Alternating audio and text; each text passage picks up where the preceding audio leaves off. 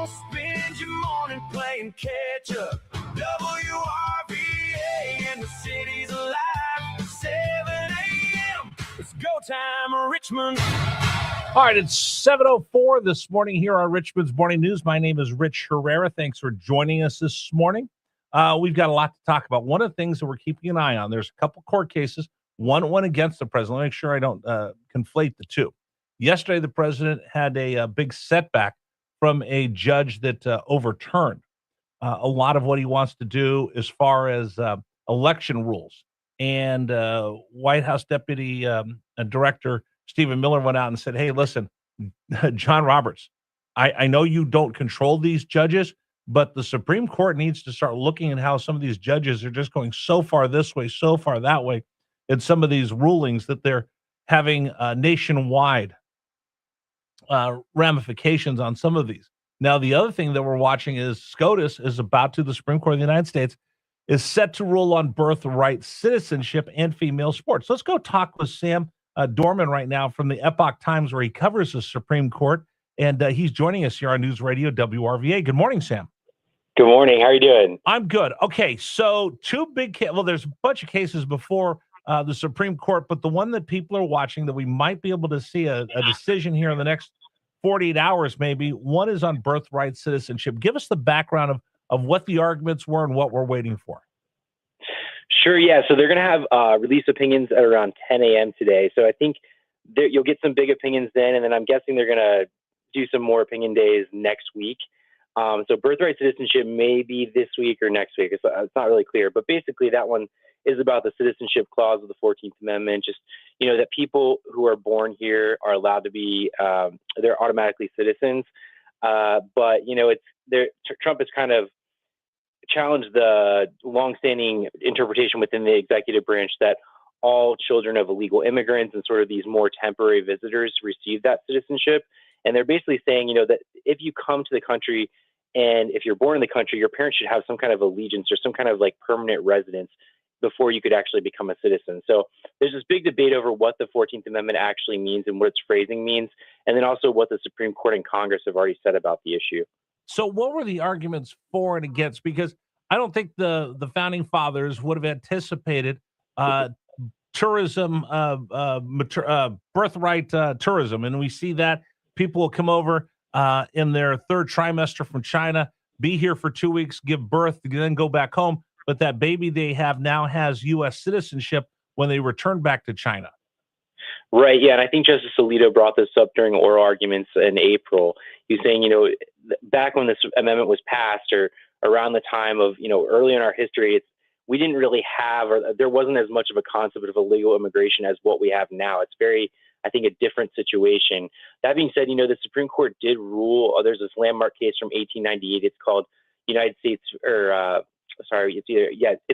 it's called Wong Kim Mark, basically. And it's about a Chinese man who was considered to be a citizen based on the fact that his parents were permanently domiciled here. And so the ACLU and other groups are basically saying that, that decision shows that people that are born here receive citizenship, and that, that the reasoning in that decision points to this expansive definition of citizenship. The Trump administration, again, is saying that even in that case, because that guy's parents were domiciled here, it shows that there has to be some kind of, stronger allegiance for their kids to have citizenship. Well, and then you have the anchor baby issue, where once someone who's here without permission, without papers, illegally in the country, they have the baby here. That baby is the anchor that the rest of the family comes over to be with that child who has all the rights and privileges of a United States citizen. I think it's something like if you're, when you turn 21 or after a certain amount of time, you can request that your parents receive a green card, basically. Exactly. So we'll wait for that. We might see that today. One of the other ones I think is on the docket, female sports. Do you have any thoughts on that? Yeah, I think that's one that's probably going to go in favor of conservatives and what the Trump administration, the type of position they've taken. And it's just, Idaho and West Virginia, there's been a bunch of different state laws on this issue, but Idaho and West Virginia were the ones that made it to the Supreme Court, and just basically trying to ban, boys from participating in girls' sports. And so there's a big discussion about whether or not the Equal Protection Clause of the 14th Amendment basically guarantees that quote unquote transgender athletes should be able to participate in these other, the opposite sex sports. And so I think the Supreme Court's they're going to have a pretty big ruling, I think, about that, but also Title IX, which is this civil rights law that prevents sex-based discrimination within educational context. And that one I think is pretty interesting because there's this argument that basically, Title IX was passed specifically to give women separate spaces so they could have equality in that way with men. And that obviously, there's this argument that if you allow men in those sports, then you're denying them equality and then discriminating against them. And again, we'll see how these two come out. What are court watchers saying? Are they anticipating that we're going to have, kind of down that middle where we have Sotomayor and Jackson Brown going one way, Kagan going the other, and then the rest of the court going this way? Or do we think we're going to get a bigger majority? Yeah, it's kind of hard. So I think, based on the oral arguments, I think the 6 conservative justices will almost certainly support Idaho and West Virginia. I think maybe Kagan, I'm trying to think back to what she said during the oral arguments, but I remember there was some kind of like some of what she was saying, some of the things she was saying, it seemed like she might be more willing to support Idaho and West Virginia's laws. So maybe like 7-2, I don't know, 6-3 at least.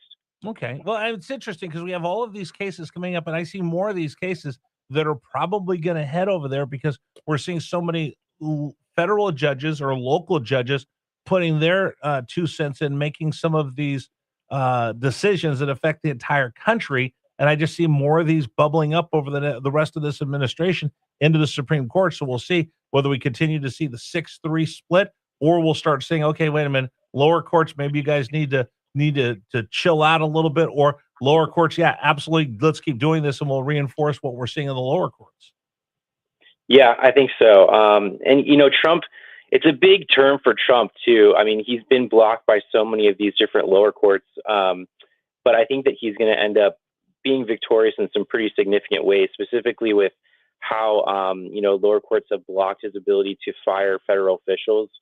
So I think that's probably one of the biggest decisions. The Supreme Court's going to overturn this longstanding precedent, basically restricting the president's ability to fire heads of agencies like the FTC. Does for people that are court watchers, does the rulings like this give chill or give energy to those lower courts that just seem to be making these blanket decisions like the one we saw about whether people, when it comes to voting, all of a sudden there's a federal court, this is now the law of the land, and I've made this decision that affects all Americans. With these rulings that are going in Trump's favor, does that lower the temperature down for and give those lower courts some pause? Or are we continuing just to see we're going to push back against Donald Trump when we have a liberal court down and they handpick and go court shopping for a judge that they think will be open to their argument? No, I don't think it's really. I mean, just from what I've seen, I don't think that those judges are really changing that much. I think they're still going to be resisting.